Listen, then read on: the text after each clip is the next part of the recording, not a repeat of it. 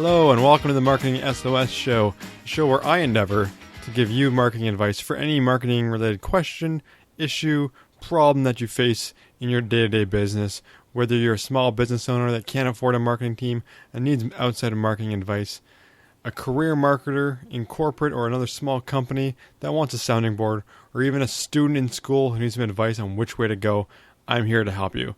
And this week, that's exactly what we're doing with Erin, who's just been put in charge of social media at a niche museum in her city. I'm going to give her some social advice a little bit to see if she can help make an impact on her company. That is just after this musical interlude.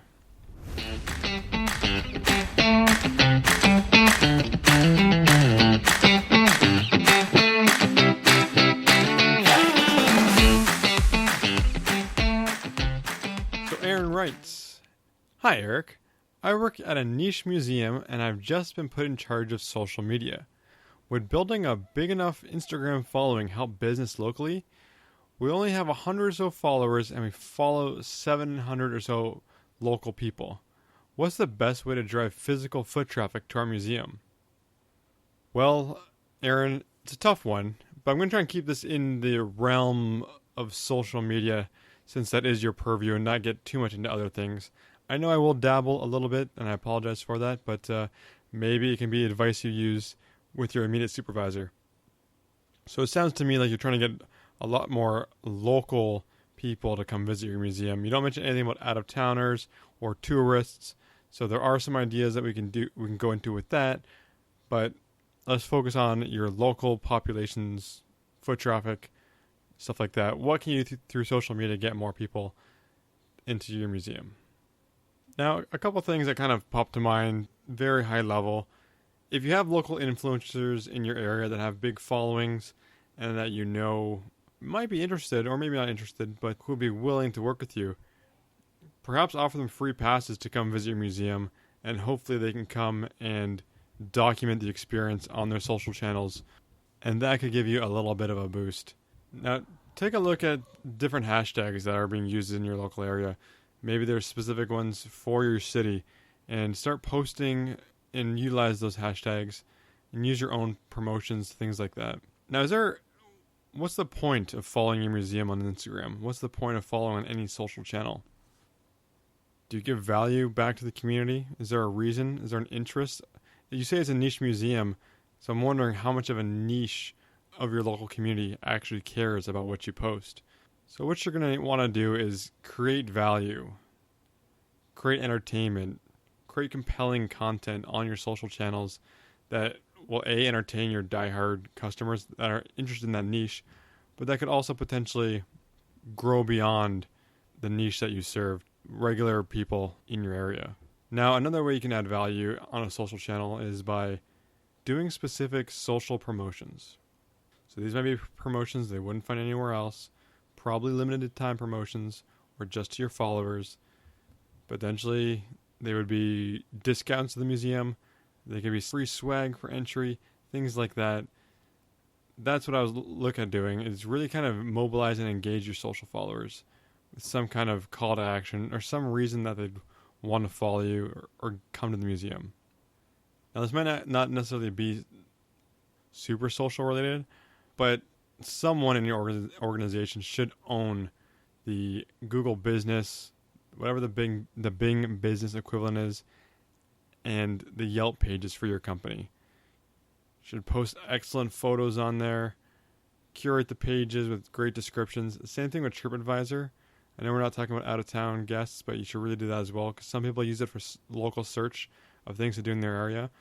Own those pages, curate them, make them look fantastic, respond to every comment that you get. These are all things you should be doing. Now, I'm not sure what kind of city you live in or how big it is, but check and see if on Reddit there is a local subreddit for your city. If there is, talk to the moderators, send them a message, and see if you can get on their FAQ page for travel. So in different cities that I try to visit, I look at see what the local community kind of curates for travelers, because they get a ton of comments of people asking what to do in each area. So try to get your local museum listed on there.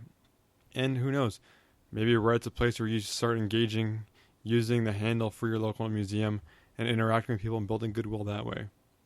So this may, again, not necessarily be a social function that you can handle, but look at Groupon. I know Groupon gets a bad rap for potentially damaging businesses with too much volume or not being able to keep up with the pricing, but a Groupon deal could be a great way to kickstart some people coming to your museum, especially if you time it with a new exhibit or a campaign of some sort. Now, you mentioned you have about 100 followers on Instagram, and you do have a goal here of attracting local people to your museum, but do you have separate goals and separate strategies for locals and out-of-towners on Instagram? Perhaps it's something to think about.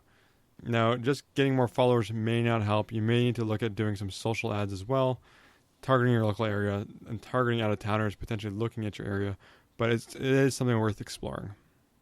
Now, regarding the content that you're posting, I'm not sure how frequently you're turning over new exhibits at the museum, but you should have campaigns highlighting new exhibits, even showcasing past exhibits, things of interest in your museum, really whatever you can do. You say it's a local niche museum, are there local historical facts related to the museum you can post, or even ones that aren't related to the museum? You could curate your channel to be the local social media expert on local history that a lot of people might find interesting. So that would be an interesting angle worth exploring. So you mentioned Instagram as the only social channel in your question, but if you're in charge of social media, I would explore branching out beyond just Instagram. Look at Facebook. There are potentially different audiences between Instagram and Facebook, so it is worth participating in both. And I know some people listening may think Facebook is dead or just for older generations. And by older generations, I mean 35 plus. But that's an audience that you want to hit. Those are customers. They might not be on Instagram, so you should be on Facebook as well. So I mentioned social ads earlier, but I would really play a lot with testing different discounts and offers and seeing how they do. So that'd be Facebook ads and those ads on Instagram. Really, you should be experimenting a lot and seeing if you can get anyone to book tours with your museum through those ads. Now, one other way you can kind of utilize the foot traffic you already have is encourage visitors to take photos in your museum and share them on social media. Maybe incentivize them or have an Instagram-worthy setup in your museum that you can change every few months so it doesn't get stale.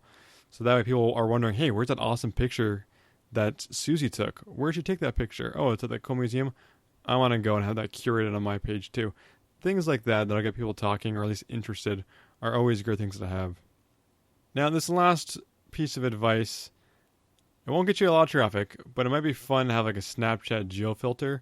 That could be great to have at your museum. It might just be fun. Some people may see it and wonder about it on other people's snaps. So it's worth exploring. But I hope that advice was helpful. I know it was very high level. We didn't get too much into detail regarding specific tactics, but to answer your question, I think Instagram can be a huge source of traffic for you if you do it right. There are, however, other opportunities and other channels you should also explore to even grow it even more. Because Instagram is not the be-all, end-all. It's a great tool, but there are other options out there as well.